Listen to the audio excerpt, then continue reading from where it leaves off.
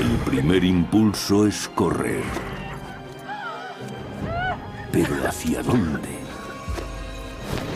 Reza, reza porque no existe el mañana.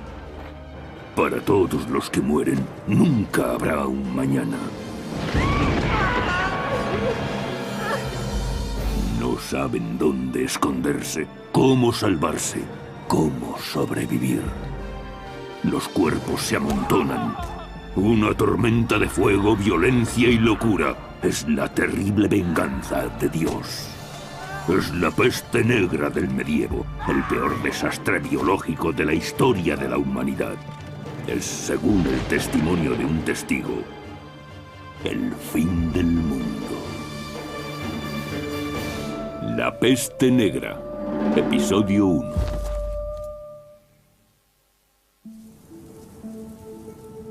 Año 1310, Toscana, Italia.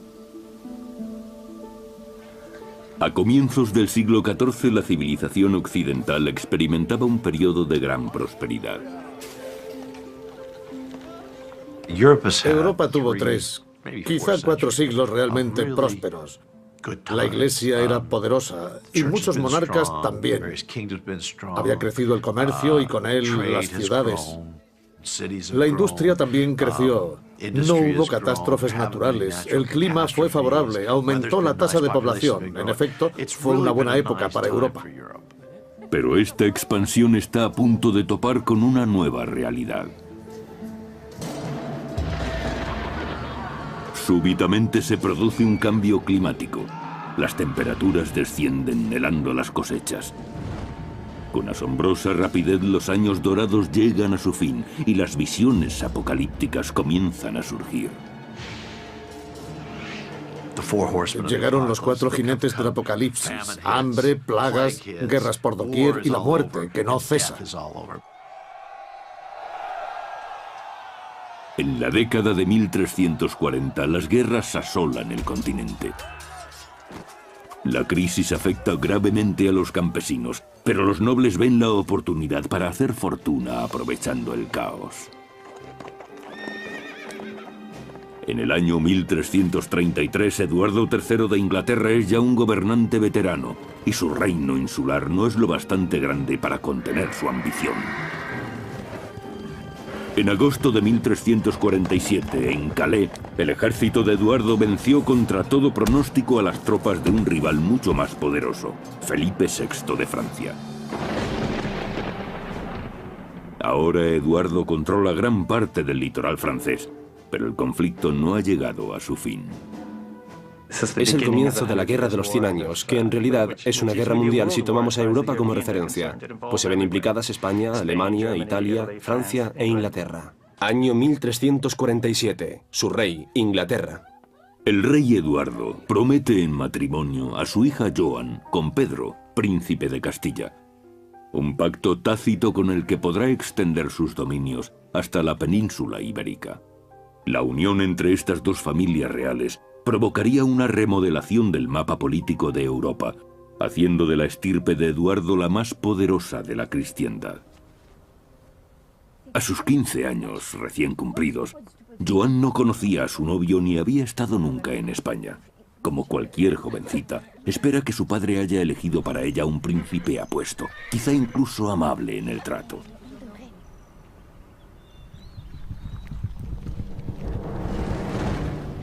...650 kilómetros más al sur, en Aviñón, Francia, el Papa Clemente VI, vicario de Dios en la tierra, tiene sus propios planes. Durante un milenio, su santa iglesia romana ha dominado a reyes y campesinos por igual. Suponía la máxima autoridad en el medievo. En la Edad Media, la religión determinaba la vida de las personas, las rodeaba por completo. Lo normal era ir a la iglesia a diario. La vida consistía en recibir bendiciones que se atribuían a Dios y en recibir maldiciones que también se atribuían a Dios, aun a pesar de reconocer los propios pecados. La vida entera se desarrollaba en un ambiente de religiosidad. Pero en el siglo XIV, la fachada de la iglesia aparentemente sólida empieza a resquebrajarse. Los sacerdotes eran objeto de duras críticas porque abusaban de su poder. Sabemos de gran cantidad de religiosos que mantenían concubinas y se paseaban por la ciudad en compañía de ellas. Y sabemos de sacerdotes corruptos, simoníacos. Incluso la reputación del Papa se ve afectada. Los franceses han secuestrado al papado, trasladándolo de Roma a Aviñón. La ruptura de la tradición parece no molestar a Clemente VI, mundano amante de la buena vida, pero escandaliza a los fieles. En contra de los escépticos, la palabra de Clemente sigue teniendo gran autoridad, pero ¿le servirá para guiar a su rebaño cuando su mundo empiece a desintegrarse? Questo è un messaggio urgente per il chirurgo. Sì. El hombre que resultará su más fiable asesor será su médico personal, Guy de Chaliac. Es un médico de gran prestigio, relacionado con la corte desde el reinado de Felipe IV el Hermoso, a comienzos del siglo XIV. Y ahora es el médico de cabecera del Papa. En la época de Chaliac, la religión se impone a la ciencia. Tanto es así que el permiso para ejercer como médico solo se puede conseguir después de haber estudiado teología. Pero ni los libros de ciencia ni la Biblia pueden preparar a Chaliac para el horror que se avecina.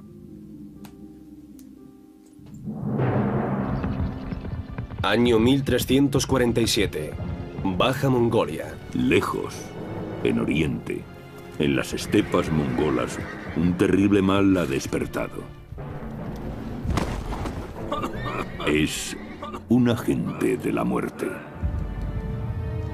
El rumor se extiende. Millones de personas están muriendo en China, la India y en las tierras del Islam. Es muy interesante comprobar que estos rumores procedentes del este llegaban acompañados de descripciones apocalípticas sobre los orígenes de la epidemia. Se hablaba de hechos tales como una lluvia de ranas y serpientes, tormentas con fuertes granizadas y rayos, y finalmente un humo hediondo y truenos espantosos. Antes de 1347 los mongoles parecían imparables. Su predominio en Oriente se mantuvo durante casi 150 años. El imperio mongol se extendía desde las cimas del Tíbet hasta más allá del Volga, y desde Beijing hasta Constantinopla. Lo más importante es que abrieron el comercio entre la Europa occidental y China. Se pudieron seguir rutas a través de Asia Central, gracias a lo cual, especialmente en la segunda mitad del siglo XIII, hubo un periodo de expansión del comercio europeo en Oriente. Pero los mongoles, si bien mejoran las comunicaciones, plantan también la semilla de la destrucción. Las rutas terrestres abiertas por los mongoles a través de su imperio unificado fueron útiles para el transporte de artículos de lujo, especias y seda, sobre todo, pero hubo también otro tipo de mercancía que siguió esa ruta, la peste. Implacablemente la peste se arrastra por las estepas, acabando con poblados enteros y dejando tras de sí cuerpos hinchados con bubas malignas.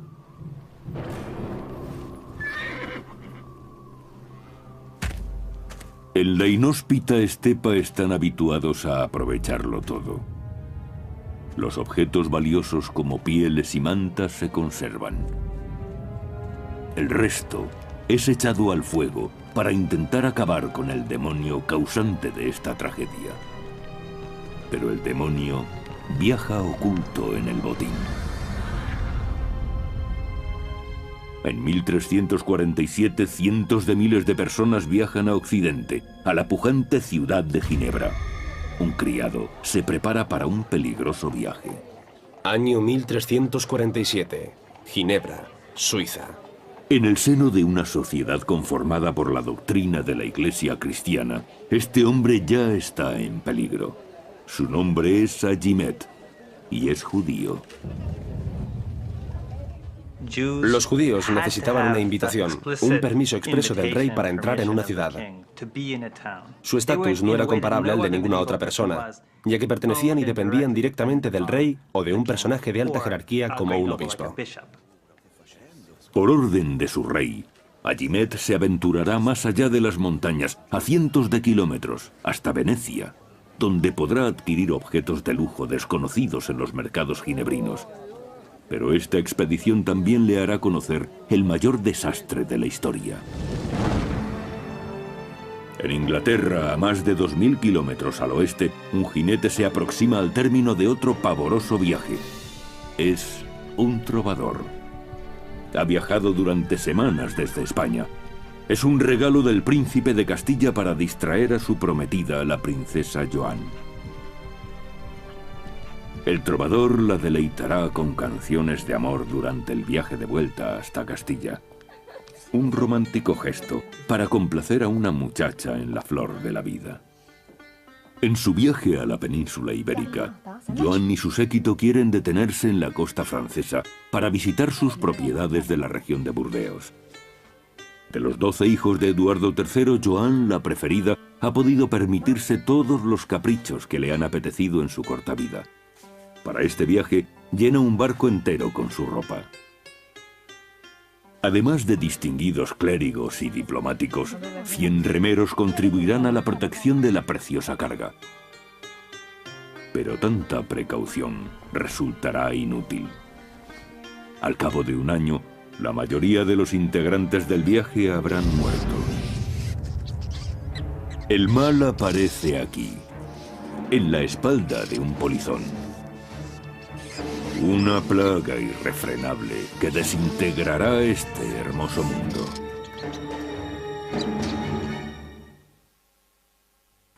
Año 1347. Mongolia Inferior. Las rutas comerciales abiertas por el Imperio Mongol impulsan la expansión de mercancías y personas, pero también de la peste hacia el corazón de Europa. Viajeros, labradores, nobles, incluso la hija del rey de Inglaterra. Todos se verán frente a frente con el mayor asesino de la historia. La muerte negra.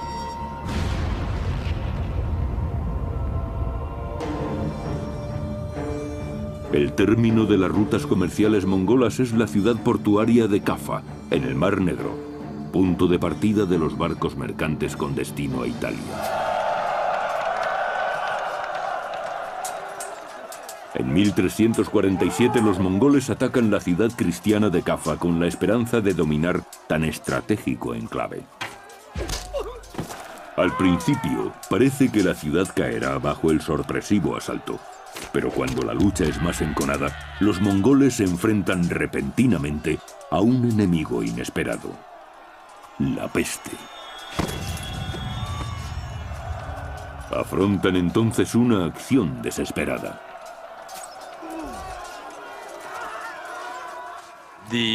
Los mongoles contrajeron la peste y debían abandonar el sitio, pero antes de retirarse decidieron catapultar sus cadáveres hacia el interior de la ciudad con el fin de propagar la plaga entre sus enemigos, contagiándola a todos los habitantes de la ciudad. Al parecer así fue como los mongoles transmitieron la peste a los europeos. Se podría considerar el primer caso histórico de guerra bacteriológica. Aunque la forma de transmisión seguramente es una leyenda, lo cierto es que la peste se extendió por la ciudad de Kaffa. La peste avanzó muy lentamente para tratarse de un mal epidémico. Dada la vastedad de las estepas y la escasez de población, tardó unos 15 años en llegar a Kaffa. Pero si bien estos hechos parecen claros, sigue surgiendo una pregunta. Tras un arranque tan lento, ¿cómo se extendió tan rápidamente la plaga por Europa? Muchos historiadores creen que viajó en un barco mercante que se dirigía a Europa, y su primera escala fue la isla de Sicilia.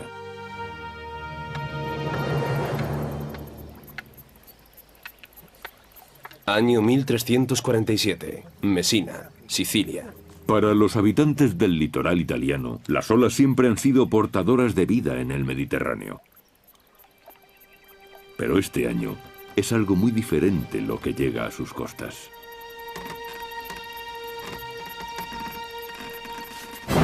¡Ah! ¡Oh mio Dio! ¡Andiamocene via! ¡Andiamocene! ¡Aspettami, aspettami! En los puertos de Italia fondean los barcos procedentes del Mar Negro. A bordo transportan algo horrible. Bajo cubierta, los nativos encuentran un cargamento de cadáveres. Los pocos supervivientes dicen llevar la enfermedad pegada a los huesos. Mio Dio, che male è questo? Cuando los habitantes de la ciudad comprenden el peligro, pretenden que el barco salga del puerto, pero ya es demasiado tarde. La peste ha desembarcado y las primeras muertes no tardan en llegar. No se trata de una enfermedad cualquiera, es dolorosa y repugnante. Sus víctimas tienen una fiebre altísima y sufren horriblemente. Al principio debió ser difícil diagnosticar la enfermedad a partir de sus primeros síntomas, tos, fiebre, escalofríos. Luego se producía una fuerte subida de temperatura. Y después, en un segundo brote, aparecen unas bubas que no tardan en desarrollarse.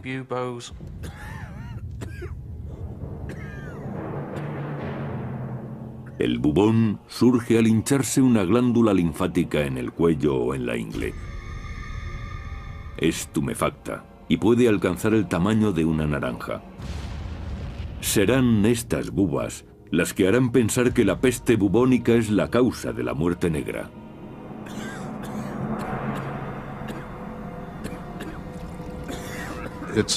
Se puede extender con gran rapidez. Se produce un brote infeccioso, descendiendo rápidamente la tensión arterial y dándose un colapso multiorgánico. El sistema vascular se dilata y aparecen las hemorragias. Los bubones en sí son muy dolorosos. Es una manera horrible de morir.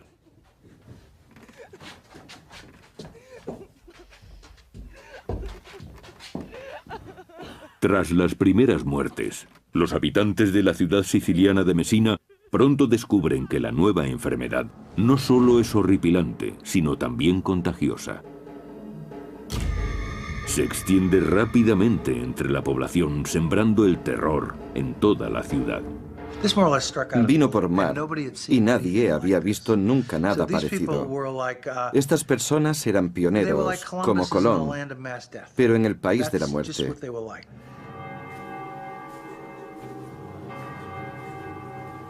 Mientras la plaga asola la ciudad de Messina, a los supervivientes solo les queda una última esperanza: suplicar a la Santa Madre de Dios. Los que aún pueden caminar recorren los 10 kilómetros hasta la ermita y transportan la imagen de regreso a la ciudad. Santa Madre, proteggici da questa malattia in nome di Cristo. Según el cronista italiano Michele Di Piazza, a pesar de los ruegos, la Virgen no acude en su consuelo. La llegada de la imagen no favoreció a nadie. La gente de Messina era tan temida y aborrecida que nadie quería estar en su compañía, ni hablar con ellos. Así que al verlos, la gente huía conteniendo el aliento. La presencia visible de la enfermedad marca incluso al que no la padece. Eso es importante, porque crea un estigma social. Aunque todos los isleños rehuyen a los habitantes de Messina, no pueden escapar al contagio. La marca de la enfermedad se extiende por Sicilia a una velocidad endiablada. Y el horror apenas acaba de empezar. Entretanto, otros barcos genoveses procedentes de Cafa atracan en la península italiana. Transportan pieles, tejidos y ratas terribles, transmisoras de la muerte.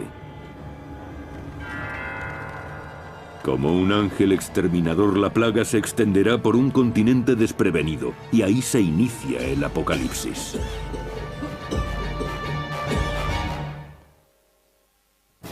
Año 1347. Messina, Sicilia. Ahora Europa se enfrenta a la mayor amenaza jamás conocida por la humanidad. De forma veloz y mortal. Pareciera no venir de ninguna parte y de todas a la vez. Cuando llega a las costas italianas, la gente está totalmente indefensa. La ciencia medieval vive hundida en las ciénagas de la superstición y la ignorancia.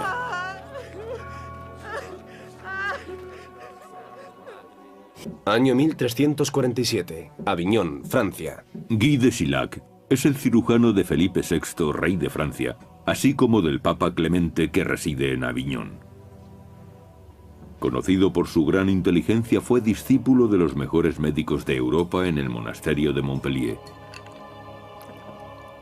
Sus técnicas, como la sangría con sanguijuelas, están destinadas a restaurar el equilibrio corporal del paciente. Las teorías médicas preconizaban el equilibrio de los elementos y especificaban qué tipo de equilibrio necesitaba el cuerpo para mantener la salud. Y la peste era considerada una alteración del equilibrio normal del cuerpo. Curiosamente, una alineación inusual de planetas precede al desastre. Para la mente medieval fue una explicación lógica del desequilibrio. Decían que la conjunción de los tres planetas Júpiter, Marte y Saturno había originado efluvios malignos en el aire y que estos vapores nocivos habían afectado la constitución de los hombres, provocando que sucumbiesen a la peste.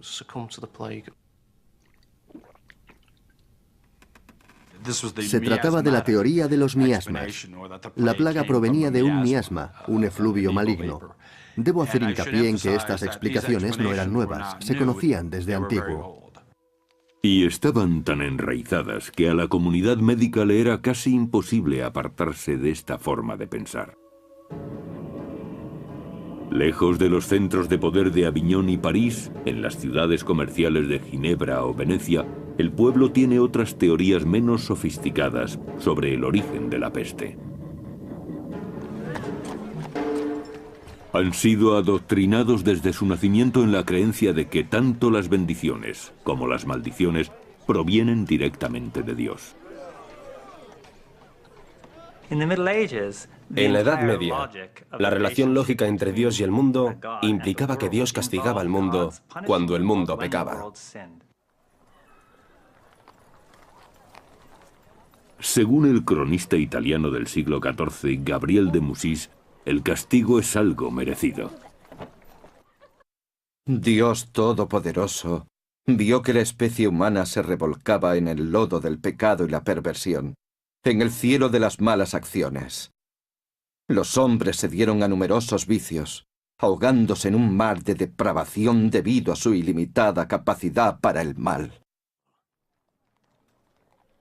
Ahora sabemos que no fueron los pecados ni el mal lo que atrajo a la peste negra.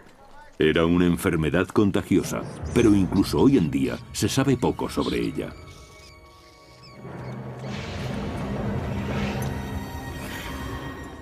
«600 años después, historiadores y científicos siguen buscando respuestas.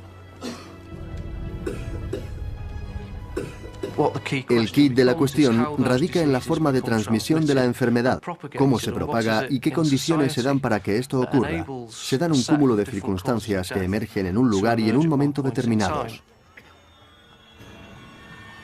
Durante más de un siglo, la teoría más comúnmente admitida apuntaba que la llamada muerte negra era la peste bubónica. Causada por una bacteria llamada Yersinia pestis, es transmitida por pulgas y requiere un entorno muy particular para desarrollarse. En muchos sentidos, la Europa medieval parecía cumplir estas condiciones. Aglomeraciones urbanas, basura en las calles, un entorno insalubre en el que proliferaban las ratas y con ellas también las pulgas.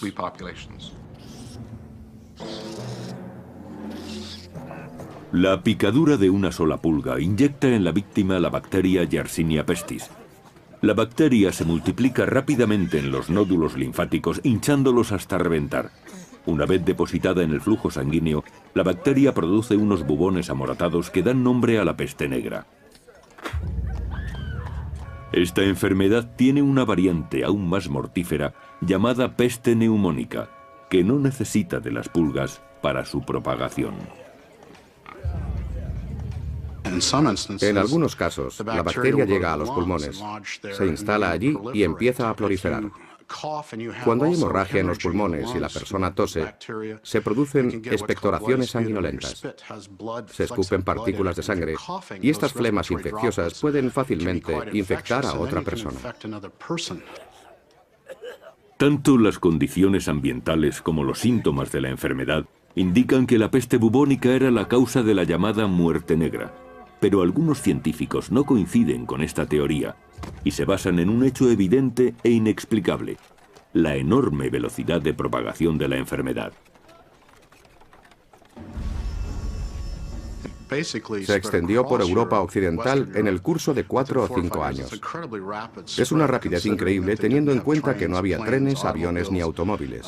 Los viajes se hacían a pie o a lomos de animales y, sin embargo, la propagación fue rapidísima. Muchos dudan de que la peste bubónica pueda viajar a tal velocidad. La rapidez con la que se propagó la enfermedad no corresponde a la que conocemos como peste bubónica, y eso ha inducido a algunos historiadores a sugerir que quizá hubiera otro elemento implicado, otra enfermedad epidémica diferente. Algunos hablan de otro agente contagioso que podría ser el ántrax.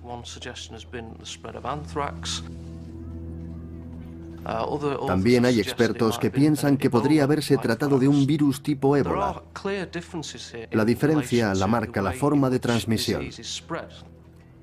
¿Por qué nos interesa hoy conocer la verdad sobre una enfermedad que se extinguió hace siglos? Muy simple. Comprender la peste negra podría ser fundamental en nuestra lucha contra las próximas catástrofes que se ciernan sobre la humanidad.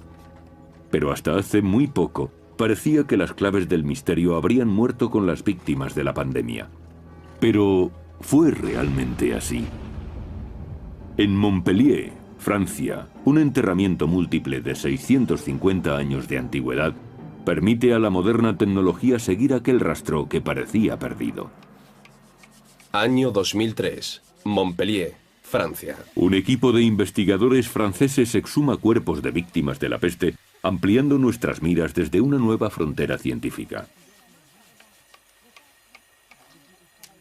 Los estudios sobre la peste negra están todavía en sus inicios, porque se decía que no dejaba huella en los cadáveres, que era lo único que teníamos, pero que no conservaban tejido corporal. Pero ahora con el ADN también es posible estudiar los huesos. Este tema es controvertido, pero la posibilidad de ampliar nuestros conocimientos está ahí. Los científicos indagan en busca de un tesoro biológico: los dientes. Como un cofre hermético, un diente encierra el ADN que fluye en la sangre en el momento de la muerte, incluyendo, quizá, el agente causante de la misma. Hemos encontrado algo. Creo que es importante. Los dientes están intactos. Extrajeron los dientes de la mandíbula y examinaron la encía en busca de la bacteria de la peste, la Yersinia pestis. Según los resultados, el ADN correspondía a la de la Yersinia pestis. Pero se trata de un solo ejemplo, la única prueba objetiva de que la peste negra podía haber sido causada en verdad por la bacteria Yersinia pestis. Los resultados de dichos estudios nos acercan un poco más a la solución del misterio. Pero hay que seguir investigando y examinar más tumbas. El trabajo científico debe continuar.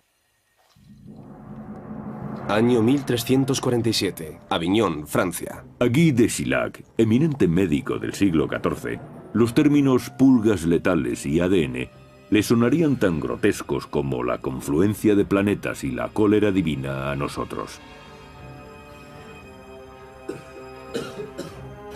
Él solo cuenta con la astrología y con su ingenio para combatir al mayor enemigo conocido por la humanidad hasta entonces.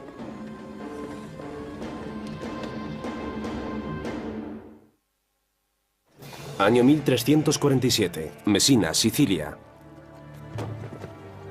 En otoño, la peste negra ha viajado desde el lejano oriente, cerniéndose sobre Sicilia y dejando a su paso una estela de pánico. Es un desastre sin precedentes. Parece que Dios hubiera abandonado a sus hijos. Año 1347. Venecia, Italia. En Venecia, Agimet, el sirviente judío de un varón suizo, encuentra todo lo que su señor le ha encargado: azafrán, canela, sedas y pieles. Pero también algo más, pues entrado el otoño, los barcos mercantes de Oriente traen la muerte consigo. El cronista italiano del siglo XIV, Gabriel de Mussis, pone voz al horror de los marineros que inadvertidamente llevan consigo la epidemia. Para angustia nuestra, transportábamos los dardos de la muerte. Al hablar, nuestros labios esparcían veneno en derredor. Por supuesto, no tenían ni idea de que la peste se extendiera mediante una bacteria, organismo microscópico que no puede apreciarse a simple vista. Pero se dieron cuenta de que la enfermedad podía transmitirse de una persona a otra. Cuando Agimet inicia el regreso a Génova, el mundo que deja atrás empieza a desmoronarse. Los venecianos agonizan y mueren en la increíble proporción de 600 al día.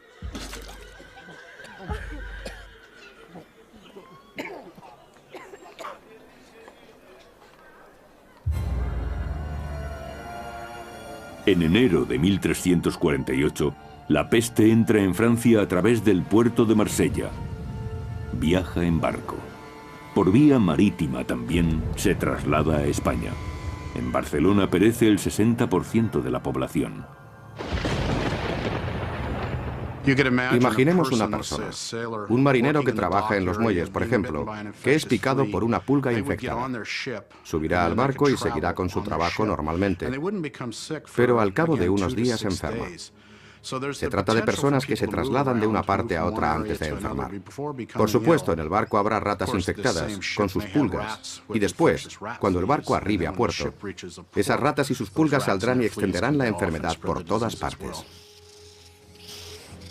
1348. Aviñón, Francia. A comienzos de primavera, la pandemia llega a la desembocadura del Ródano, a Aviñón, donde reside el Papa. Vigneray, je vous en supplie.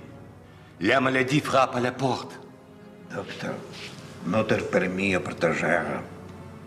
Aunque Guy de Siliac le apremia para que huya, Clemente VI se niega a abandonar su palacio.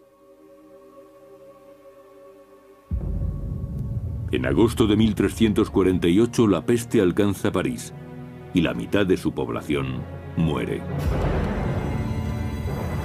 Cuando se acerca a Burdeos también llega allí la princesa inglesa Joan, después de su travesía marítima. Año 1348, Burdeos, Francia. Permanecerá unos días en la residencia familiar, continuando después hasta Castilla para encontrarse con su príncipe. Joan es quizá la mujer europea más protegida en estos momentos, pero los arqueros y las murallas no pueden defenderla de un enemigo invisible. No, no, no! Vous ne pouvez pas passer ici! No! C'est trop dangereux pour la princesse! Como un fantasma, la peste ataca sin ser vista, aniquilando familias, vecindarios, la abadía local, toda la ciudad. Pero antes de sembrar la destrucción, alimenta el terror. Nadie podía hacer nada. Y esa sensación de impotencia, al encontrarse frente a un peligro que no se podía controlar, es lo que hace de la enfermedad algo tan dramático. Intentemos imaginar lo que debe ser oír que en la ciudad del otro lado de la montaña ha muerto ya el 75% de la población, porque así era en efecto. Antes de que la peste alcanzara un lugar, ya se tenían noticias de su cercanía, y la población tenía tiempo de pensar en lo que se avecinaba. Realmente, no puedo imaginarme un tormento mayor. 1348, Cornwall, Inglaterra. Llevados por el miedo, los burgueses huían de las ciudades, dejando a los pobres abandonados a su suerte. En las obras literarias de la época se habla de la cobardía de estos personajes, de los ricos que escapan de la ciudad.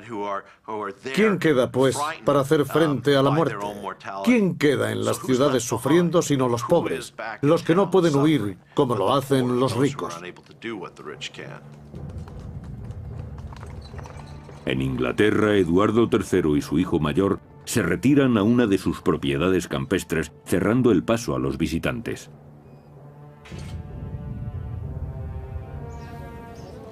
Pero la lejanía de las grandes poblaciones no parece proteger a los siervos que trabajan en el campo, que yacen a montones sobre la tierra, en los caminos y en sus chozas.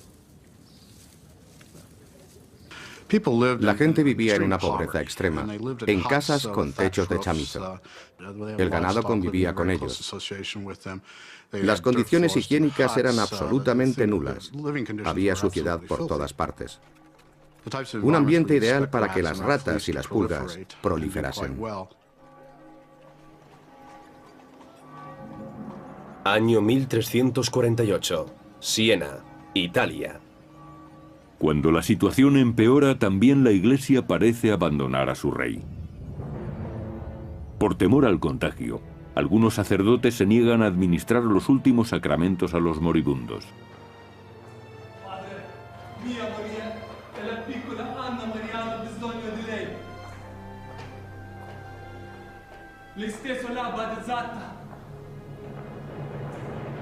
Para las gentes del medievo, morir sin recibir los últimos sacramentos es una perspectiva más aterradora que la propia muerte. Pero cuando el número de víctimas va en aumento y hay más sacerdotes que sucumben a la peste, el obispo de Bath hace una curiosa declaración. Si una persona en peligro de muerte no puede ser asistida por un sacerdote, deberá confesarse con un hombre laico, o si no hay ningún hombre presente, también servirá una mujer. En estas circunstancias el instinto de supervivencia supera a los sentimientos heroicos. Ni siquiera los lazos familiares pueden unir a sanos y enfermos, como atestigua un gran escritor de la época, Giovanni Boccaccio. Los familiares no merecían más cuidado que los perros. Les arrojaban comida y bebida al lecho y después se les abandonaba. Al principio, si una persona enfermaba, la familia se ocupaba de ella y los vecinos colaboraban. Pero al advertir el contagio es fácil imaginar que pronto todos dejaron de ayudarse. Cuando ves que una de cada 3 personas muere, eso lógicamente afecta a tu mentalidad. Por supuesto, influye el temor, porque todos se preguntan, ¿seré yo el próximo? ¿Me atacará la peste a mí también? ¿Me llegará a través de mi padre, mi hermano o mi hermana? A esta falta de compasión se refiere el cronista de Siena, Agnolo di Tura. El padre abandonaba a su hijo, la esposa al marido, un hermano a otro, porque esta enfermedad flagelaba igualmente al cuerpo y al alma, y así morían. La tasa de mortandad era tan alta que la fe de las personas se veía afectada hasta lo más hondo. Las enseñanzas que habían recibido de la Iglesia parecían no consolar a nadie. Parecía que no fueran aplicables a esta situación. La muerte rondaba por todas partes, nada tenía sentido. Los cimientos de la sociedad se desmoronan. Nadie sabe cómo recomponerlos. Era la venganza de Dios por la depravación y los pecados de los hombres. ¿Qué mejor manera de responder que mediante actos de penitencia extraordinarios para borrar esos pecados? Y así el pueblo aterrorizado siguió a los fanáticos que se castigaban a sí mismos en una brutal imitación del sufrimiento de Cristo.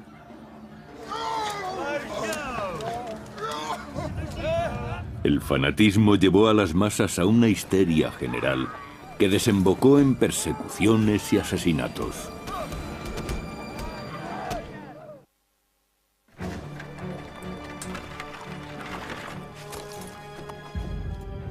En 1348, la peste negra que partiera de Sicilia llega a Inglaterra en barcos mercantes plagados de ratas.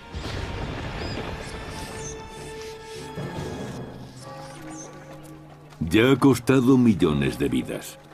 En cada aldea, en cada granja, se apilan los cadáveres en número creciente, provocando una nueva crisis, porque no se sabe ya qué hacer con ellos. Si hablamos del 10% de una población de 100.000 personas, estamos hablando de 10.000 cadáveres.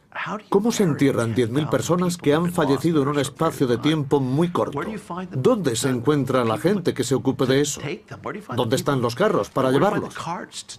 1348, Londres, Inglaterra.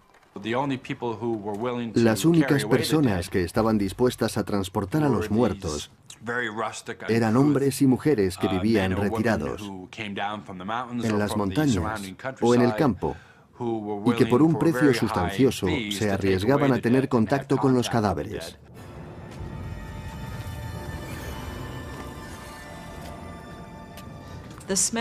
El hedor debía de ser espantoso.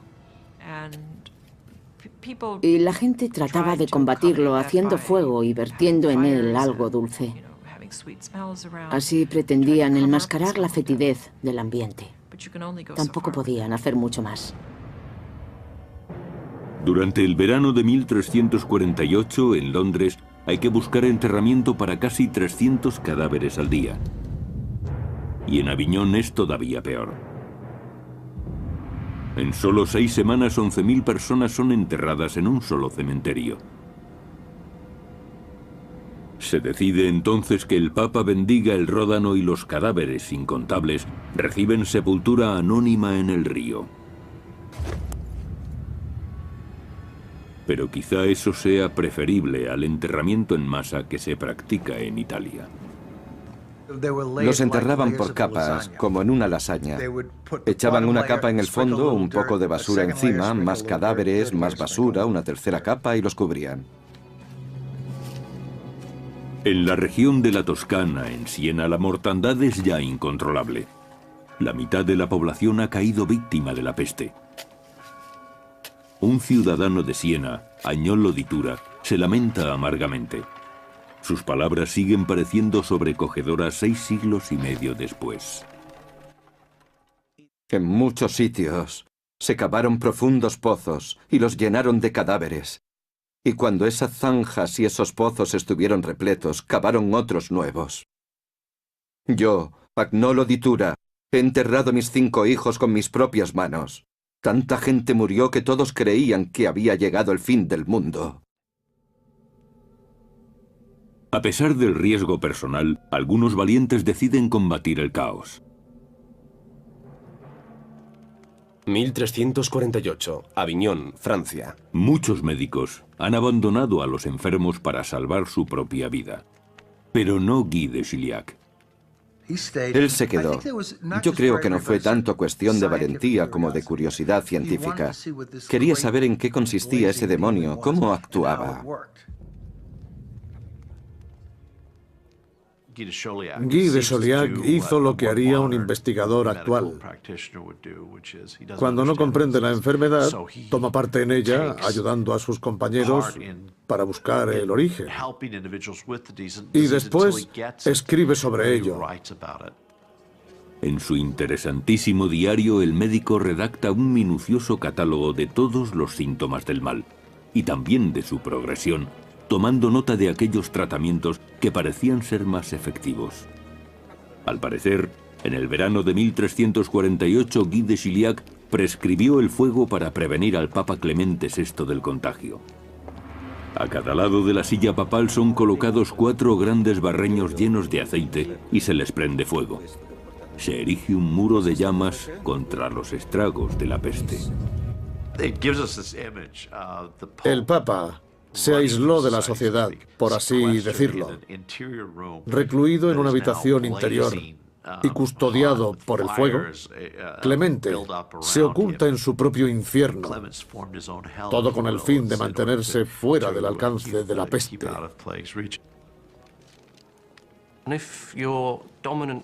Si la teoría dominante en la época Dice que la causa de la enfermedad son los vapores nocivos del aire y el humo expelido por el fuego tiene un efecto purificador. Entonces se comprende su uso con el fin de evitar el contagio. Sea por el fuego o por la buena suerte, el Papa sobrevive a la peste. No así la princesa Joan, la hija predilecta del rey de Inglaterra. Al igual que casi la mitad de la población europea, también ella cae víctima de la peste negra. Su padre, Eduardo III, no puede más que lamentarlo.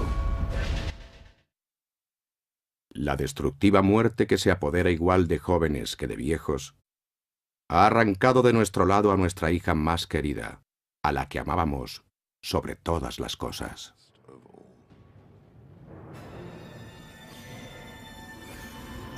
Han desaparecido todas las fórmulas palaciegas y solo escuchamos a un ser humano, a un hombre afligido publicando su dolor.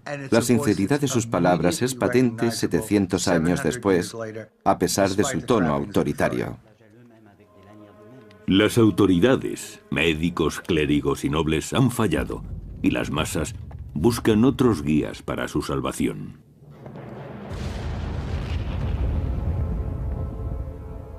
En la región de Renania, en Alemania, los fieles actuarán por su cuenta.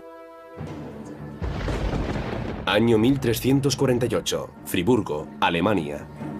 Se les conoce como los flagelantes. Son fanáticos que creen que Dios se apiadará de ellos si remedan la pasión de Cristo.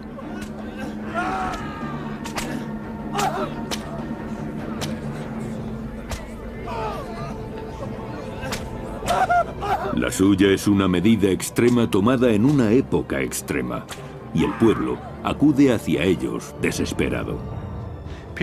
La gente ve en los flagelantes la ayuda que necesita contra la enfermedad, porque quizá con esa durísima penitencia se consiga mitigar la ira divina y vencer a la peste. La autoflagelación podía resultar atractiva por lo doloroso y dramático del método, lacerándose para quedar libres de pecado ante el temor de no estar ya vivos el día de mañana. En procesiones de hasta 1000 fieles, los flagelantes se imponen caminar durante 33 años y medio, como los años de vida de su Salvador en la tierra. Prescindiendo de baño, techo y sexo, marchan piadosamente de ciudad en ciudad, realizando actos masoquistas ante la muchedumbre enfervorecida. En su diario, el cronista francés Jean de Venette escribe: los penitentes se fustigaban con látigos de cuero anudados con pinchos de hierro. Algunos sufrían graves heridas entre los omoplatos y algunas mujeres medio locas recogían la sangre con sus propios vestidos y se los pasaban por los ojos, porque decían que esa sangre era milagrosa.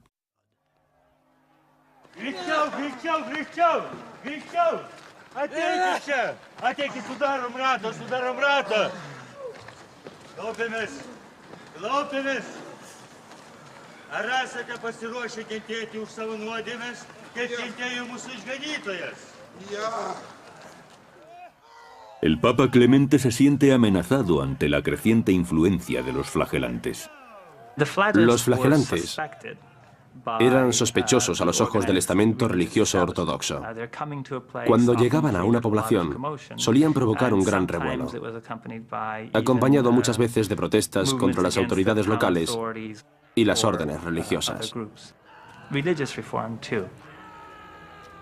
Con la propagación de la epidemia se evidenciaba que todas las instituciones medievales, incluida por supuesto la Iglesia, no eran tan poderosas.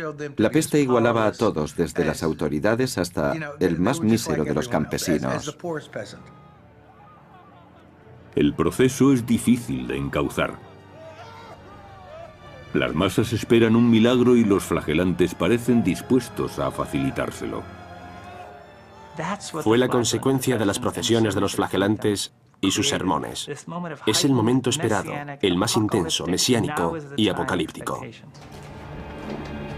En 1348 estalla una vorágine de odio más perniciosa que la misma peste negra. La conmoción da ahora paso a una caza de brujas. Hay que responsabilizar a alguien de la catástrofe y debe pagar por ello.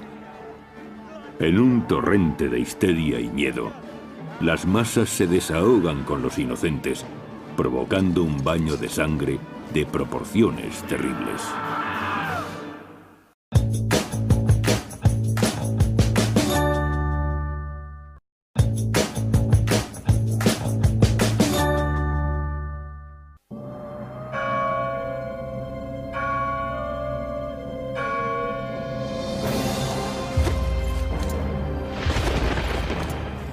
El primer impulso es correr. ¿Pero hacia dónde?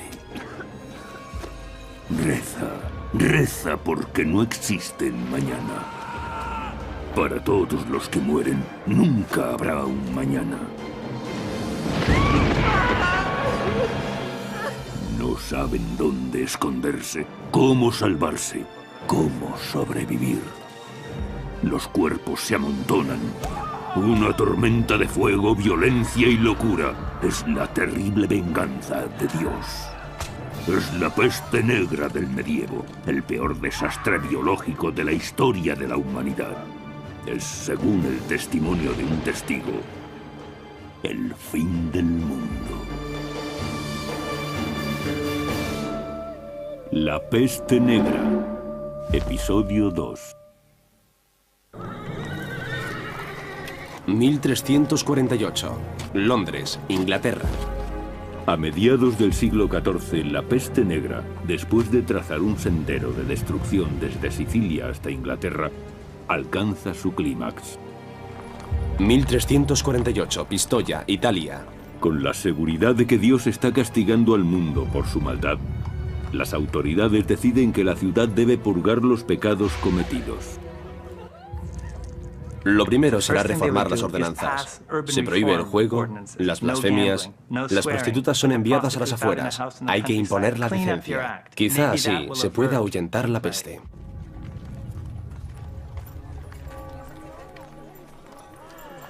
Bene, bene, bene.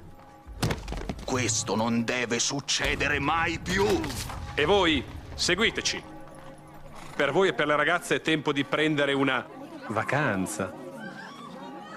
En muchas ciudades, como Pistoia, Italia, se combate la epidemia con nuevas ordenanzas, sobre todo lo relativo al tratamiento de cadáveres. Ordinanza numero 3. I cadaveri non potranno essere rimossi dal luogo della morte prima che vengano chiusi in una cassa di legno. Ordinanza numero 5. Che nessuno abbia l'ardire di portare cadaveri all'interno della città. Ordinanza numero 30. Durante i funerali le campane non potranno essere più suonate. Los repiques de campana que antaño reconfortaban a los allegados del difunto se han convertido en un continuo recordatorio de un mundo que camina hacia el infierno.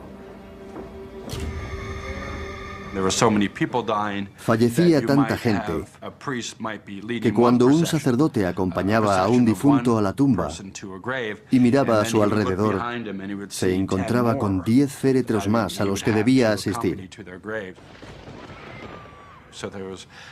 Eran muertes en masa.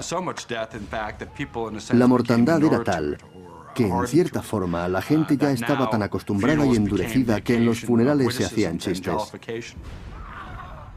Pero en Alemania, el número de muertos aumenta despertando sentimientos negativos en la población, que admira la extrema violencia con que se castigan los flagelantes. En su recorrido por una campiña llena de desesperanza, la tortura que los flagelantes se imponen, unida a la creencia de que la sangre de los mártires es sagrada, resulta impactante. Este ostentoso despliegue es mucho más convincente que los rezos del cura del lugar. Las plegarias no han salvado a nadie. Los flagelantes concentran la rabia y el temor del pueblo en una meta tangible: la iglesia local.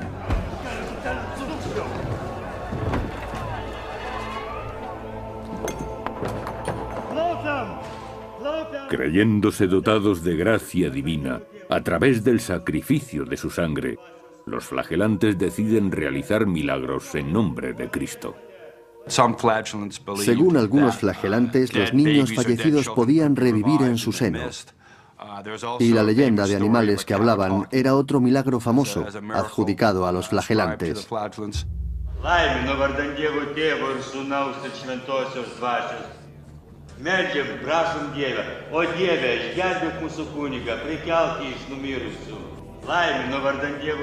Mientras en Renania parecen producirse asombrosos milagros, en Aviñón, la capital de la cristiandad, mueren 400 personas cada día.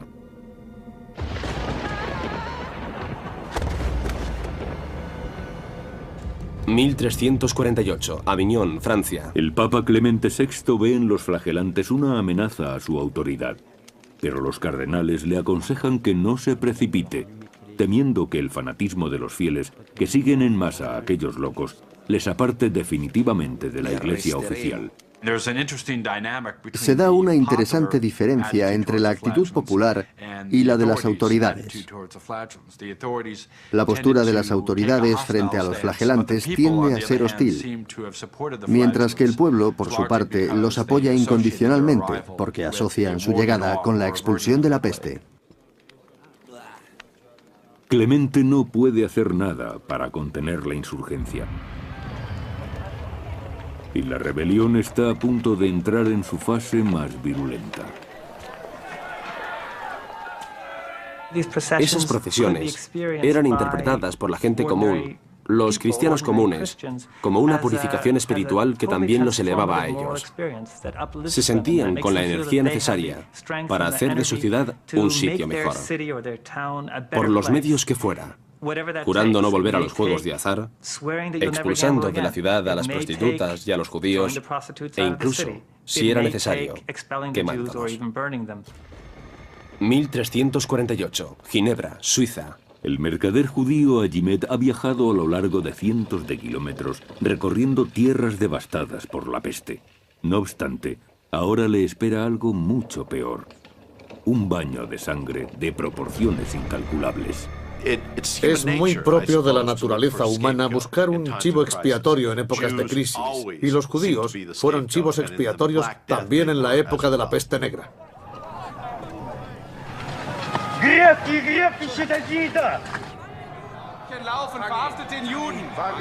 Para los flagelantes resulta fácil trasladar sus críticas a la Iglesia hacia los judíos.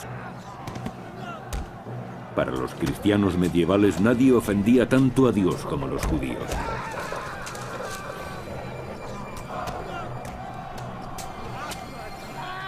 Hay innumerables referencias a libelos que difamaban a los judíos, toda una historia de persecuciones perpetradas por los cristianos durante la Edad Media.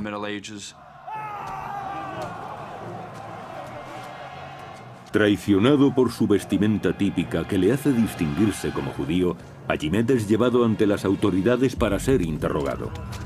Y no solo él, según el cronista del siglo XIV, Jean de Benet. La infección y la súbita muerte que la infección trajo consigo fueron achacadas a los judíos, a quienes se acusó de haber envenenado los pozos y los ríos y de haber corrompido el aire. Beim Beutel, den dir der Rabbiner gegeben hat. Was war denn eigentlich im Beutel drin? Ich habe keine Lügner. Von keinem bekommen. Lügner. Von keinem. Du hast Flüsse vergiftet, nicht wahr? Ich schwöre. Lügner. Lügner. Tras horas de tortura, Agimed desfallece. Confiesa, coaccionado, que un rabino le entregó una bolsa llena de veneno para que lo echara en las fuentes. Tenían que confesar la culpabilidad de todos los judíos, que todos eran culpables de conspiración y que ninguno estaba libre de cargos. De Benet escribe que confesiones como la de Agimed eran algo corriente en Renania. Todo el mundo estaba de acuerdo en atacar brutalmente a los judíos. Y en sus comunidades, muchos miles de personas fueron descuartizadas, degolladas y quemadas vivas por los cristianos. 1349, Estrasburgo, Francia. Lo que los envenenaba era la presencia de los judíos. La presencia de los judíos se debía a una moral errónea. Tolerarlos era un pecado. Esta era la razón de aquel proceder. Si Clemente VI afirmaba que los judíos morían en la misma proporción que los cristianos, era absurdo pensar que eran ellos los que envenenaban las fuentes. Las exhortaciones papales son desoídas. El día de San Valentín de 1349, los ciudadanos de Estrasburgo consiguen reunir a 2000 judíos. Todos arden en la hoguera. Esta atrocidad se repite en más de 15 ciudades de Alemania y Suiza. Las gentes de Europa han sido envenenadas, sí, pero no por ninguna conspiración judía, sino por el miedo, el odio y la ignorancia. El efecto de esta combinación letal y descontrolada se extiende aún más rápidamente que la muerte negra.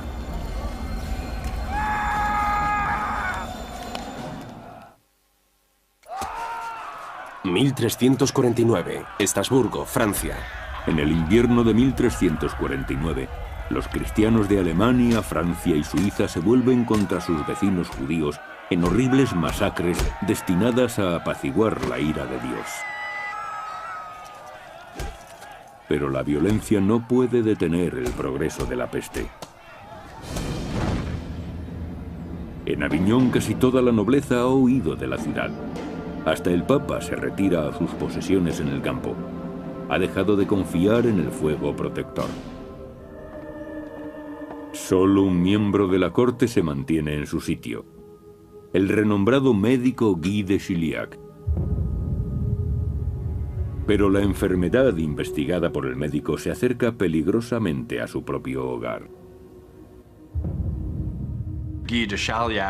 Chauliac continuó asistiendo a los enfermos de Aviñón hasta que él mismo fue víctima de la peste. Incluso en su lecho de muerte no está seguro de lo que ha contraído, pero quiere ayudar a la gente, quiere intentarlo. La heroica entrega de Chauliac a sus pacientes le ha llevado al umbral de la muerte. Nadie mejor que él conoce sus escasas posibilidades de recuperación. Mientras el sacrificado médico lucha por su vida en Francia, el movimiento de los flagelantes en Alemania empieza a desmembrarse. 1349, Friburgo, Alemania. Un movimiento constituido en origen por hombres piadosos es utilizado ahora para atraer a maleantes. Insaciables hordas saquean las iglesias y copulan con mujeres en público. Leyendo algunos relatos, se tiene la impresión de que en algunas poblaciones los flagelantes eran tratados como divinidades y que organizaban fiestas después de las sesiones de flagelación.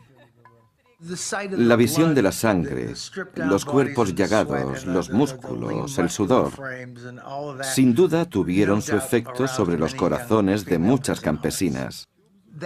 Y en aquellos momentos de emoción, la tensión se desbordaba.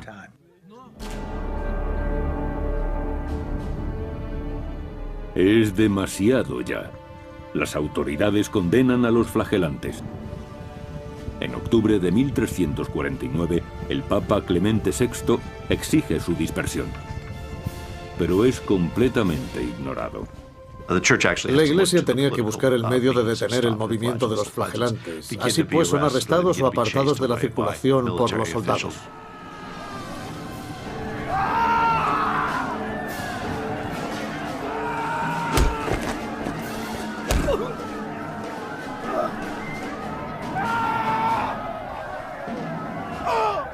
Algunos líderes, ahora llamados jefes del error, son incluso apresados y decapitados. Wir befinden dich für schuldig. Du hast Unglauben verbreitet. Du bist zum Tode verurteilt. Soll Gott deine Seele schützen.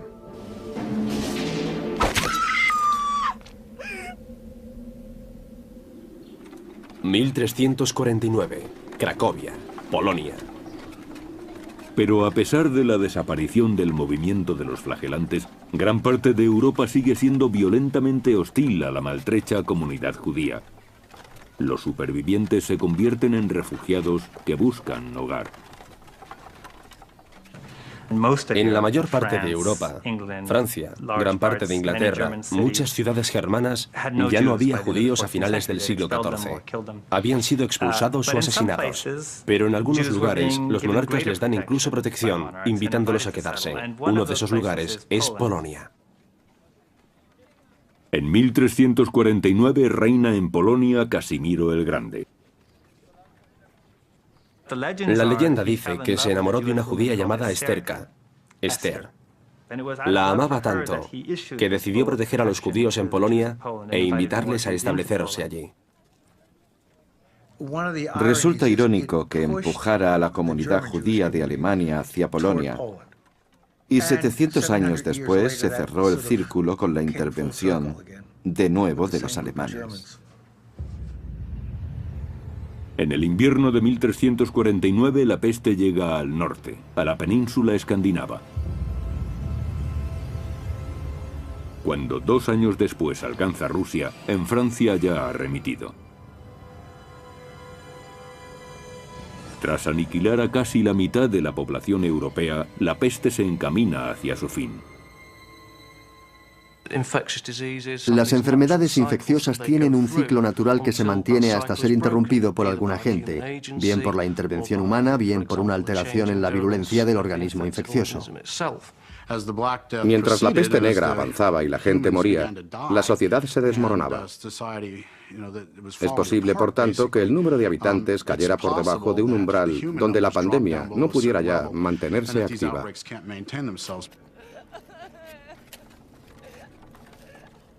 La magnitud de las cifras de víctimas es tan enorme que excede a la imaginación humana. Creo que el alcance de la peste negra no tiene precedentes y que la mortandad fue mayor de lo que admite la mayoría de los estudiosos. Yo creo que se elevó a cerca del 50%. No a un 30%, como muchos afirman. Los centros urbanos y las comunidades religiosas fueron las más afectadas. En Venecia falleció el 60% de la población. En Aviñón, la mitad de sus habitantes. En el monasterio de Montpellier, donde había estudiado Guy de Chiliac, solo queda una decena de los 140 monjes que había en origen. En Inglaterra se registra una pérdida de 2 millones de almas, la tercera parte de la población total del país. Pero Eduardo III sobrevive, así como otros nobles que se han refugiado en sus apartadas propiedades campestres. La tasa de mortandad entre las clases altas es algo menor, porque estas personas tenían la posibilidad de trasladarse y salir del área urbana, de la ciudad. Podían refugiarse en sus castillos o casas de campo, en un ambiente que era menos favorable a la naturaleza contagiosa de la epidemia. El Papa Clemente VI, que había abandonado Aviñón durante el primer brote, también está vivo y en buenas condiciones físicas. Más asombrosa es la recuperación de su médico Guy de Chiliac. En su diario leemos: Hacia el final de la enfermedad tuve mucha fiebre y una hinchazón en la ingle. Estuve enfermo cerca de 6 semanas. Cuando el absceso estuvo maduro, lo traté con higos y cebolla cocida, mezclada con levadura y mantequilla. Y sané, a Dios gracias. C'est un miracle, mon ami. Il faut que nous allons prier. Pero para muchos la supervivencia representa un coste terrible. Han perdido tanto que se preguntan si merece la pena seguir viviendo. Ibn Khaldun, historiador árabe del siglo XIV, lamenta las repercusiones del mal. La pandemia engulló lo que había de bueno en la civilización y lo consumió. El mundo cambió. Imagínense cómo debió afectar a la sociedad la pérdida de 15 millones de personas. Piensen en su impacto sobre la Iglesia, la ciencia, la medicina, el arte, la literatura. ¿Y si hubiéramos perdido a un Leonardo da Vinci? ¿Y si nos hubiéramos quedado sin las obras de Miguel Ángel a causa de la peste negra?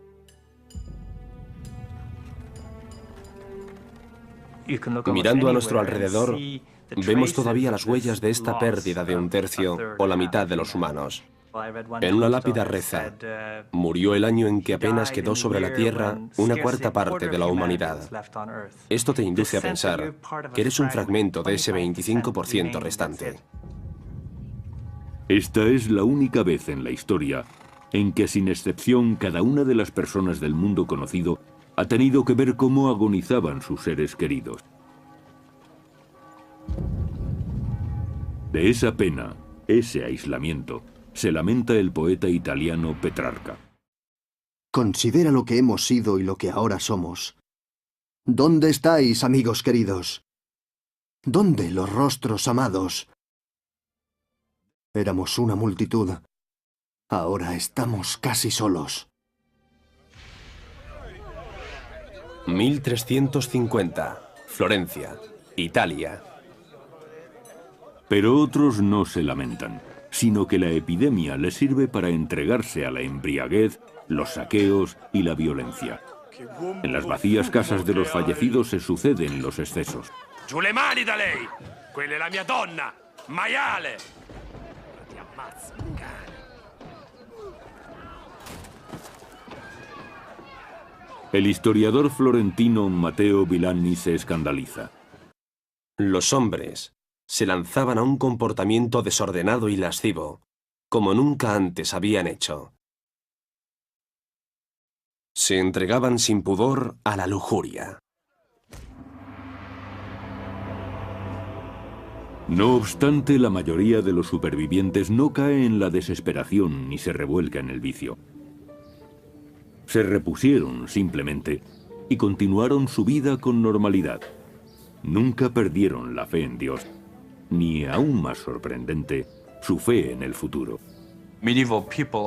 La gente del medievo estaba convencida de que Dios lo disponía todo para bien, que Dios tenía un plan, que el Apocalipsis pondría fin a todo lo viejo, y sería una renovación, no simplemente el final, que algo nuevo vendría tras el Apocalipsis. Lo interesante es la rapidez con que esa sociedad pudo recuperar su funcionalidad, normalizándose y retomando sus rutinas. La fe consigue que esa sociedad no solo pueda sobrevivir, sino seguir adelante y multiplicarse, según el cronista francés Jean de Venette. Cuando pasó la epidemia, los hombres y mujeres que conservaron la vida se casaron entre sí. En todos los lugares las mujeres concebían con mayor facilidad que antes. Pero la tregua es insospechadamente breve. Porque aunque la sociedad trate de ponerse en pie, el caos irrumpe una vez más. Los viejos moldes se han hecho añicos y los nuevos serán conformados a punta de espada. Año 1349. Londres, Inglaterra. En la historia de la humanidad, solo unos pocos acontecimientos marcan una línea divisoria. Los demás se identifican como sucesos anteriores o posteriores a esa línea. La peste negra marcó una de esas líneas. Me pregunto cuándo ha habido en la historia de Europa un drama en que haya muerto casi el 50% de su población en tan poco tiempo. Es una catástrofe tal que nuestra mente apenas puede concebirla. ¿Cómo comprender que de la noche a la mañana tantas personas puedan pasar de la vida a la muerte?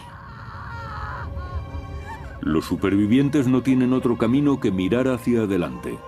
El dolor y la muerte han arruinado su pasado.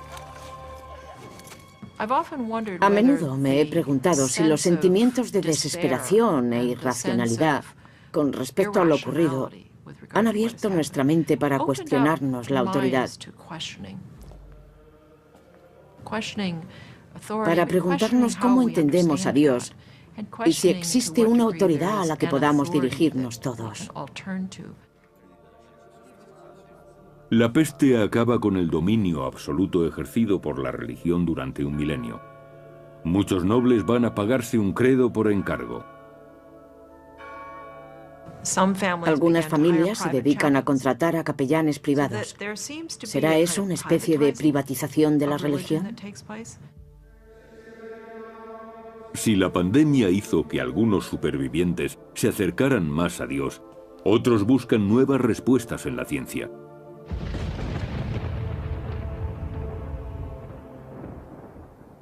En Aviñón, el superviviente Guy de Chilliac se siente impelido a escribir su obra maestra, la cirugía magna.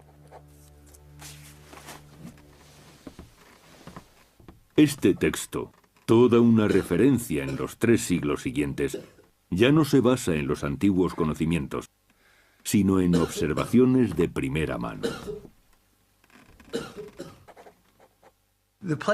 La peste negra tuvo un impacto importante en la práctica de la medicina, porque cuando estalló la epidemia, el médico universitario era sobre todo un internista y no practicaba la medicina clínica.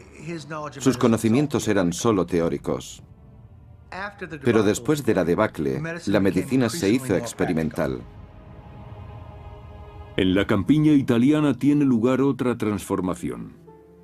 Antes de la pandemia, las hambrunas eran algo normal. Aun cultivándose cada centímetro de terreno, la cosecha nunca alcanzaba para cubrir la creciente demanda. Ahora, en cambio, aunque gran parte de la tierra se ha vuelto estéril, hay reservas disponibles. Por primera vez en siglos, los agricultores no solo siembran grano, sino productos más exquisitos, y así Italia se convierte en un país rico en aceite de oliva y frutos diversos. Francesco, vieni giù ad aiutare! Non posso fare tutto da solo. Sí, papá. Los campos italianos denotan una cruel realidad. Un súbito descenso de población tiene sus ventajas. Al morir la gente, aumentaron los beneficios. Y además muchos campos quedaron sin dueño. Gente que había sido relativamente pobre pudo permitirse la posesión de tierras. Eso significó que de repente los que habían sido humildes campesinos eran ahora terratenientes. Poseían sus tierras de buen tamaño y podían vivir con independencia sin tener que labrar los campos de otros. Es interesante observar los cambios en la dieta. Antes consistía principalmente en grano, cerveza, bollos y pan, pero ahora incluye carne, verduras. La cena è pronta. Pero cuando aumenta la fortuna de los campesinos, cae en picado la autoridad de las clases dirigentes. Durante siglos, los nobles han dependido de los siervos para el cultivo de sus tierras. Ahora que los labradores tienen sus propios campos, los nobles se ven forzados a recoger por sí mismos la cosecha. Un clérigo anota feliz la caída de los poderosos. Los hombres de la Iglesia, los caballeros y otros notables se han visto obligados a arar la tierra en persona, a sembrar el grano y recoger la cosecha para ganarse el pan. Ma che stai facendo? Ma come la stai usando quella zappa? Marito mio, giuro che te la faccio mangiare questa Ma guarda pala. come stai zappando, se la usassi bene, non staremo qua tutto il giorno. 1357, Valle del Loira, Francia. Muchos nobles venidos a menos se niegan a rebajarse a las labores del campo. Prefieren buscar fortuna como se hacía antiguamente, mediante la espada. Se dio el caso de que muchos soldados estaban ociosos. A veces eran contratados por los reyes de Francia, Inglaterra o los condes catalanes, en cuyo caso se les fijaba un salario que obtenían con el saqueo de las plazas enemigas. A veces no encontraban trabajo y saqueaban las ciudades para alimentarse. Para compensar la reducción de sus ejércitos, los caballeros establecieron nuevas reglas para el arte de la guerra, y nació la guerra de guerrillas y el pillaje. Todos esos hombres desmilitarizados que recorrían los campos estaban ávidos de pillaje. De entonces proceden prácticas como la de arrancar el cuero cabelludo al enemigo, por ejemplo. Eran tácticas para extorsionar a los habitantes de las aldeas y ciudades.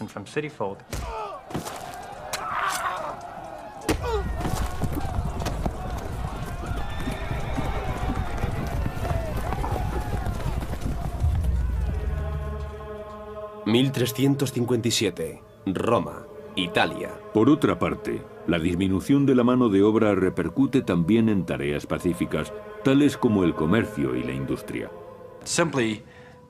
La muerte de tantas personas obligó a los supervivientes a construir máquinas que ahorrasen trabajo, como la prensa. Antes, las industrias que se apoyaban en el exceso de mano de obra humana, como la textil, contaban con cantidad de campesinos sin trabajo y sin tierra, porque había demasiada gente para la tierra disponible. Ahora, tienen que recurrir a soluciones tecnológicas como el molino.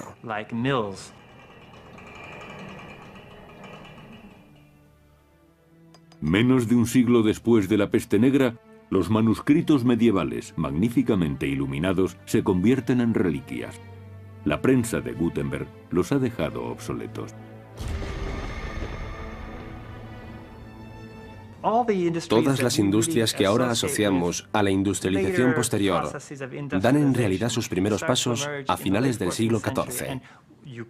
Y en parte, surgen como respuesta a la crisis de mano de obra causada por la peste.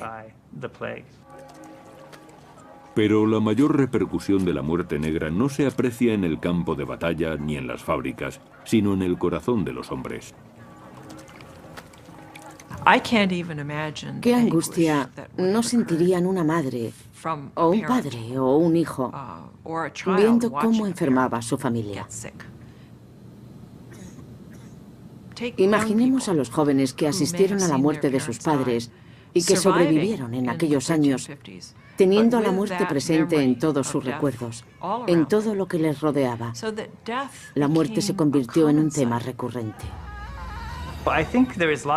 Es evidente que hubo una transformación psicológica a raíz de la peste y de la súbita y dramática desaparición de tantas personas.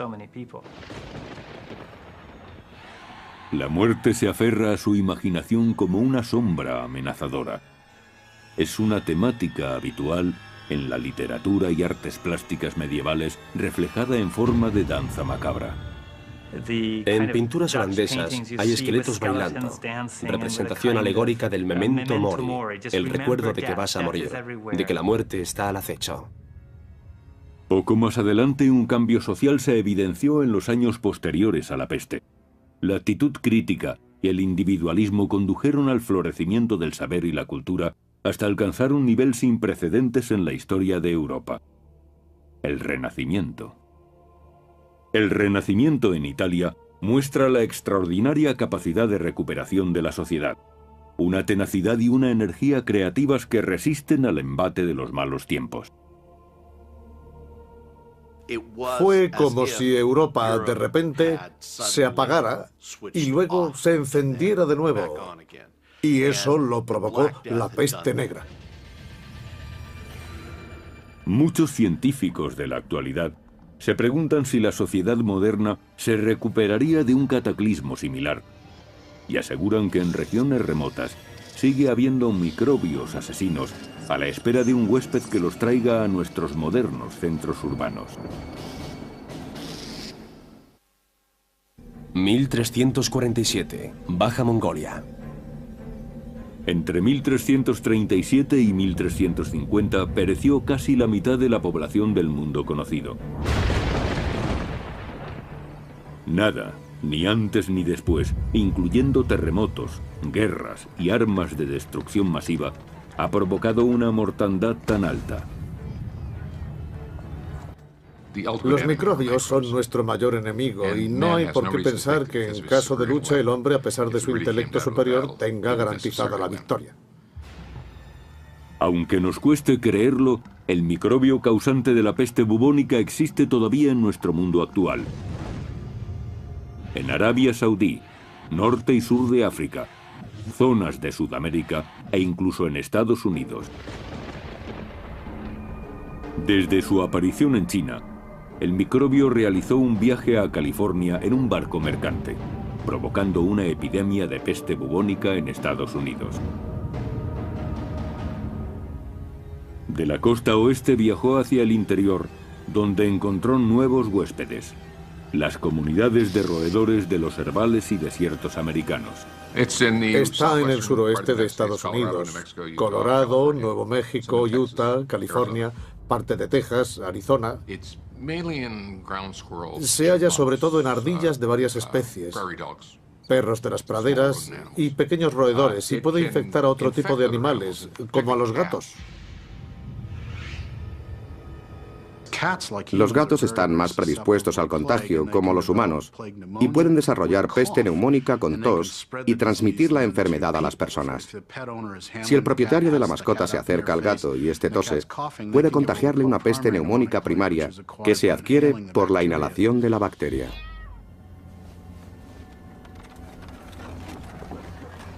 Cuando la peste negra asoló Europa en el siglo XIV, lo único que se podía hacer para combatirla era rezar.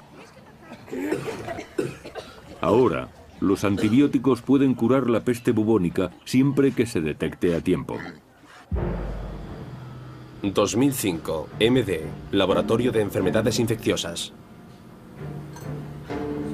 Lo primero es indagar en la vida del enfermo, saber si éste estuvo expuesto a la tos de otra persona, y las dos partes reciben antibióticos profilácticos para evitar que la enfermedad se extienda.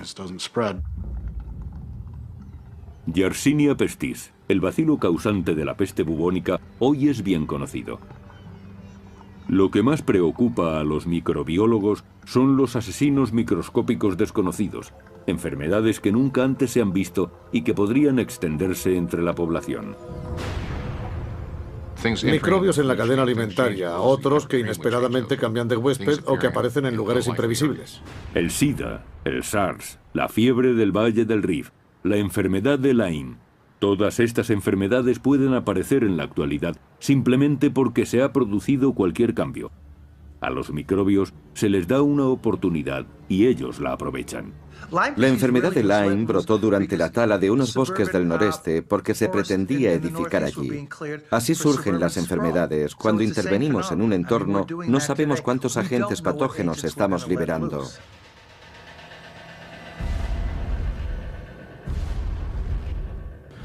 ¿Y si el virus del ébola se asentara en la costa este de Estados Unidos? Sería muy grave.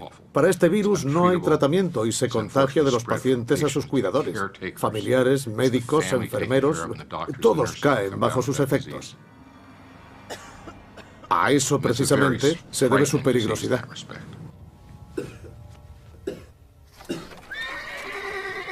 En la Edad Media la peste negra llegó de una zona remota extendiéndose a lo largo de las rutas comerciales por todo el mundo civilizado con asombrosa rapidez. Los microbios, en la actualidad, pueden llegar mucho más lejos y a mayor velocidad. Piensen en los largos viajes que podemos hacer hoy en día y verán que cualquier virus puede llegar a un lugar remoto en un tiempo récord. No necesita utilizar ningún agente ni ninguna pulga. No tiene que hacer nada.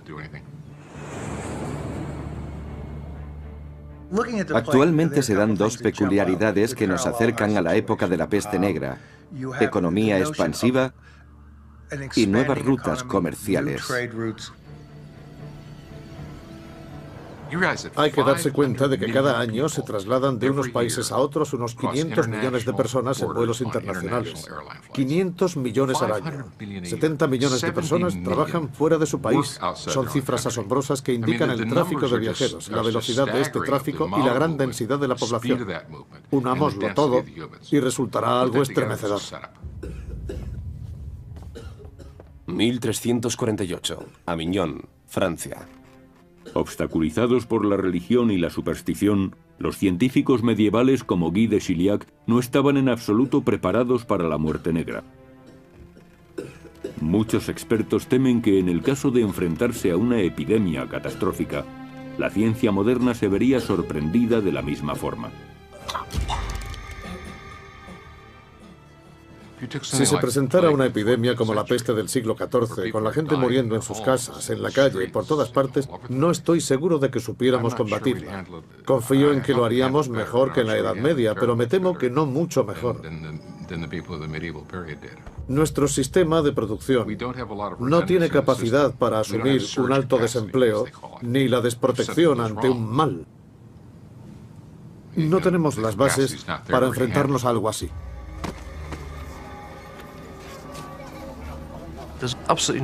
No existe absolutamente ningún sistema sanitario capaz de hacer frente a una epidemia de las proporciones que tuvo la peste negra. Al final, la historia solo puede hablarnos del pasado, del terror y la violencia, el heroísmo y el sacrificio, la restauración y renovación. Estos son los legados de la peste negra. La peste negra puede ser un espejo en el que mirar a una sociedad que se enfrentó a un desastre sin precedentes. Si este espejo lo enfocamos hacia la época actual, lo que vemos es un oscuro horizonte, porque el auténtico enemigo del ser humano sigue estando en alguna parte y puede ser tan mortífero como hace 650 años. Un día despertará, sin duda, y puede que no estemos preparados para recibirlo.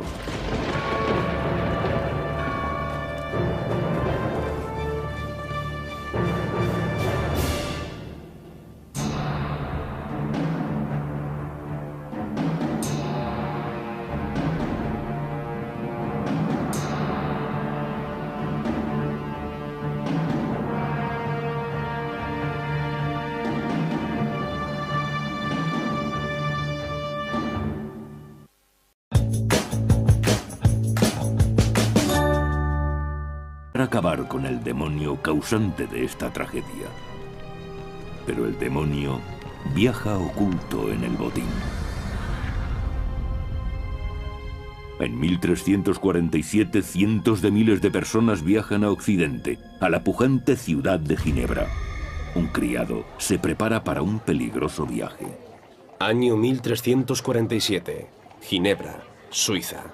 En el seno de una sociedad conformada por la doctrina de la Iglesia cristiana, este hombre ya está en peligro. Su nombre es Agimet y es judío.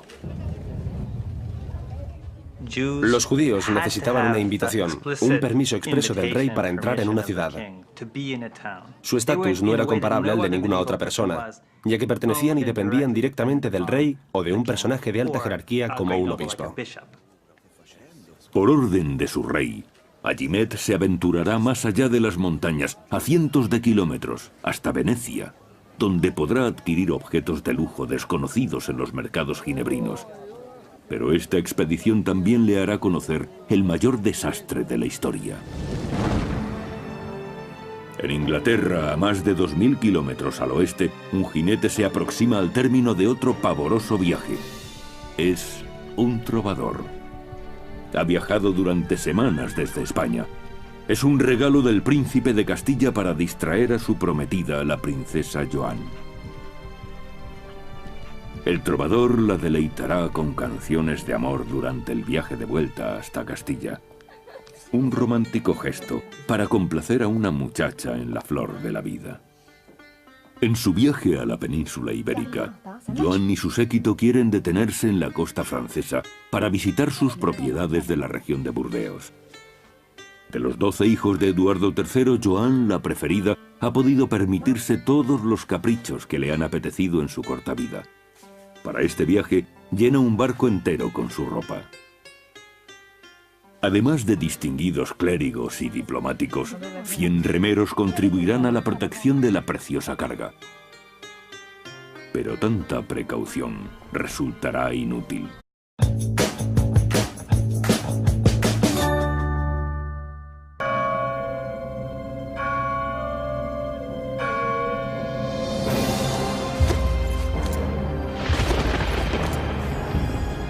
El primer impulso es correr. ¿Pero hacia dónde? Reza, reza porque no existe el mañana. Para todos los que mueren, nunca habrá un mañana. No saben dónde esconderse, cómo salvarse, cómo sobrevivir. Los cuerpos se amontonan. Una tormenta de fuego, violencia y locura. Es la terrible venganza de Dios. Es la peste negra del medievo, el peor desastre biológico de la historia de la humanidad. Es, según el testimonio de un testigo, el fin del mundo. La peste negra, episodio 1.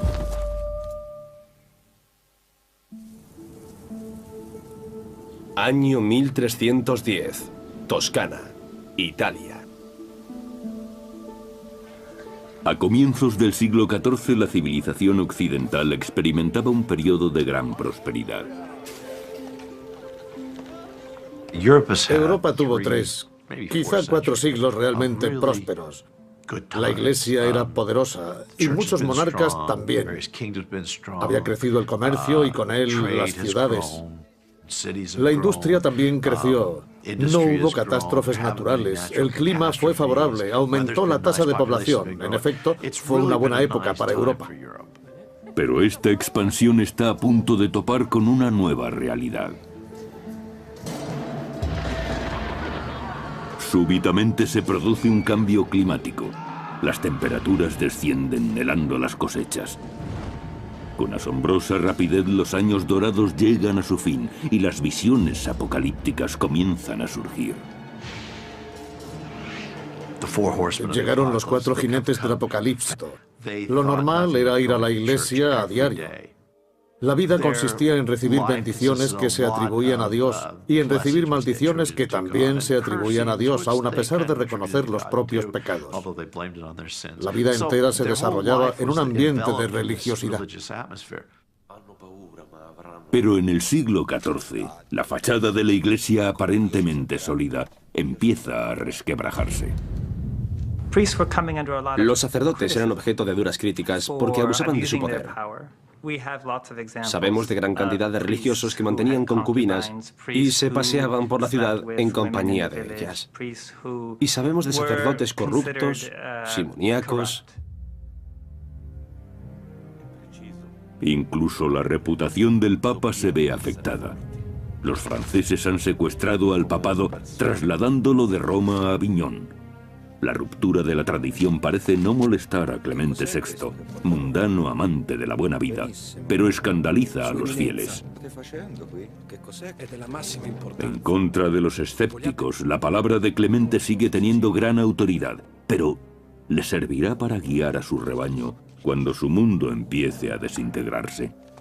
Questo è un messaggio urgente per il chirurgo. Sí. El hombre que resultará su más fiable asesor será su médico personal, Guy de Chaliac. Es un médico de gran prestigio, relacionado con la corte desde el reinado de Felipe IV el Hermoso, a comienzos del siglo XIV. Y ahora es el médico de cabecera del Papa. En la época de Chaliac, la religión se impone a la ciencia. Tanto es así que el permiso para ejercer como médico solo se puede conseguir después de haber estudiado teología. Pero ni los libros de ciencia ni la Biblia pueden preparar a Chaliac para el horror que se avecina.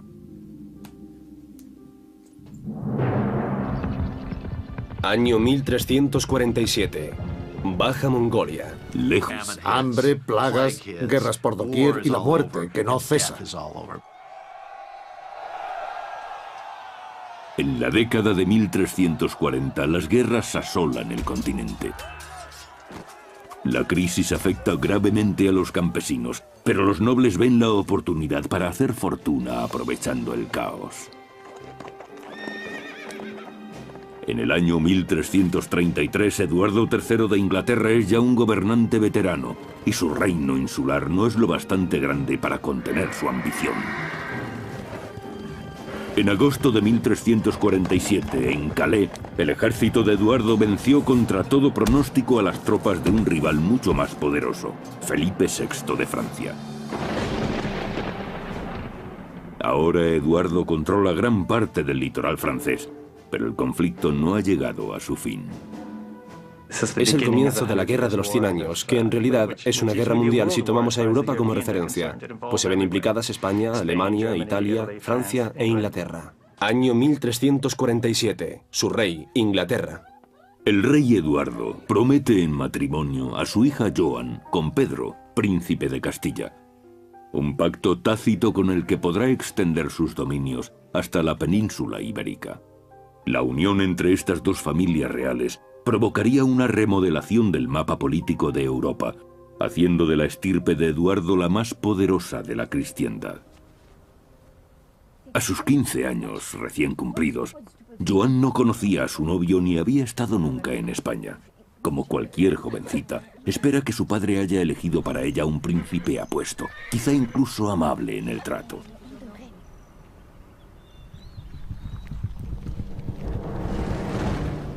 ...650 kilómetros más al sur, en Aviñón, Francia, el Papa Clemente VI, vicario de Dios en la tierra, tiene sus propios planes.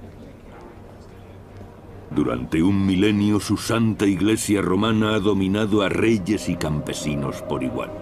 Suponía la máxima autoridad en el medievo. En la Edad Media, la religión determinaba la vida de las personas, las rodeaba por completo. En Oriente, en las estepas mongolas, un terrible mal ha despertado.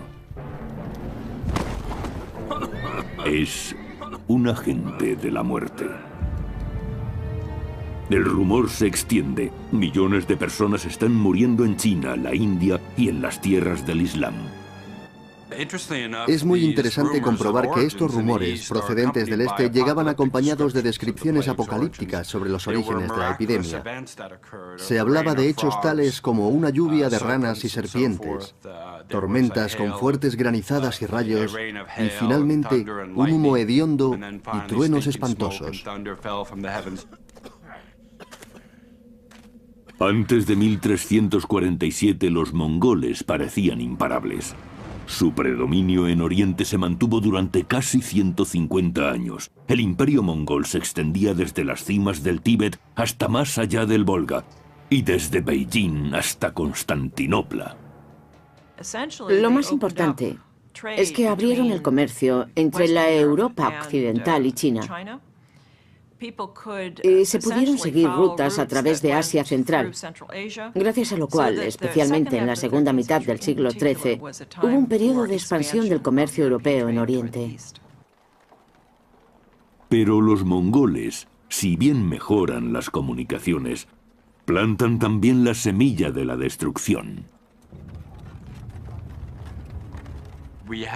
Las rutas terrestres abiertas por los mongoles a través de su imperio unificado fueron útiles para el transporte de artículos de lujo, especias y seda, sobre todo, pero hubo también otro tipo de mercancía que siguió esa ruta, la peste. Implacablemente la peste se arrastra por las estepas, acabando con poblados enteros y dejando tras de sí cuerpos hinchados con bubas malignas.